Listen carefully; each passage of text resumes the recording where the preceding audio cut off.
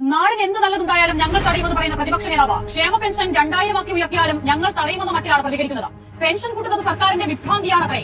പാവങ്ങളുടെ വയറ്റത്തടിച്ച് 18 മാസം ക്ഷേമ പെൻഷൻ മുടക്കി ഇറങ്ങിപ്പോയ UDF നേതാക്കൾ ക്ഷേമ പെൻഷൻ അവകാശമാണെന്ന് ജനങ്ങളെ പഠിപ്പിച്ചൊരു സർക്കാരിനെ നോക്കി ഈ വിധം അധിക്ഷേപിക്കണമെങ്കിൽ ചില്ലറ ഉളുപ്പൊന്നും പോരാ.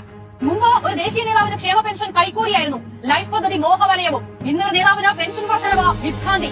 അധികാരഭ്രാന്തും അഴിമതിയുമല്ലാതെ സാധാരണക്കാരന് എന്താണ് വേണ്ടതെന്ന് നിങ്ങൾക്കറിയുമോ കോൺഗ്രസുകാരെ? ഒരു മാസത്തിലപ്പുറം അതിദരിദ്രരില്ലാത്ത ഇന്ത്യയിലെ ആദ്യത്തെ സംസ്ഥാനമായി കേരളം മാറുന്നത് എങ്ങനെയാണെന്ന് നിങ്ങൾക്കറിയുമോ കോൺഗ്രസെ? രാഷ്ട്രീയ വിമർശനമൊക്കെ ആകാം, പക്ഷേ അത് പാവങ്ങളുടെ കഞ്ഞിയിൽ മണ്ണ് വാരിയിട്ടാകരുത്.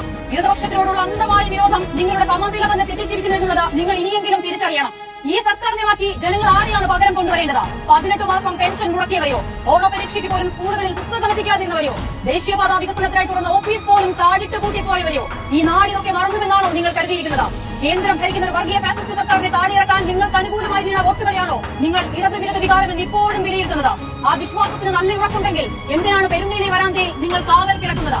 അയ്യപ്പന്റെ സ്വർണ്ണം മോഷ്ടിച്ചെന്ന് ആക്ഷേപിച്ചില്ലേ? സത്യമിതാവ് പകൽ പോലെ തെളിയുമ്പോൾ പ്രസ്താവന പിൻവലിച്ച് മാപ്പ് പറയേണ്ടേ നിങ്ങൾ? കോൺഗ്രസിൽ നിങ്ങൾ ഒറ്റപ്പെടുന്നതിന്റെ വിഭ്രാന്തിയാണോ നിങ്ങൾക്കെന്ന് ചോദിക്കുന്നില്ല. വയനാട്ടിൽ നിങ്ങൾ പ്രഖ്യാപിച്ച ലീഡുകൾ എവിടെയെന്നും ചോദിക്കുന്നില്ല.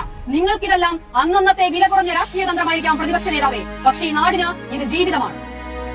നിങ്ങളുടെ കഞ്ഞിയിൽ മണ്ണ് വാരിയിട്ടാകരുത്. ഇടതുപക്ഷത്തിനോടുള്ള അന്ധമായ വിരോധം നിങ്ങളുടെ സമനില തന്നെ തെറ്റിച്ചിരിക്കുന്നു എന്നുള്ളത് നിങ്ങൾ ഇനിയെങ്കിലും തിരിച്ചറിയണം. ഈ സർക്കാരിനെ മാറ്റി ജനങ്ങൾ ആരെയാണ് പകരം കൊണ്ടുവരേണ്ടത്? 18 മാസം പെൻഷൻ മുടക്കിയവരെയോ?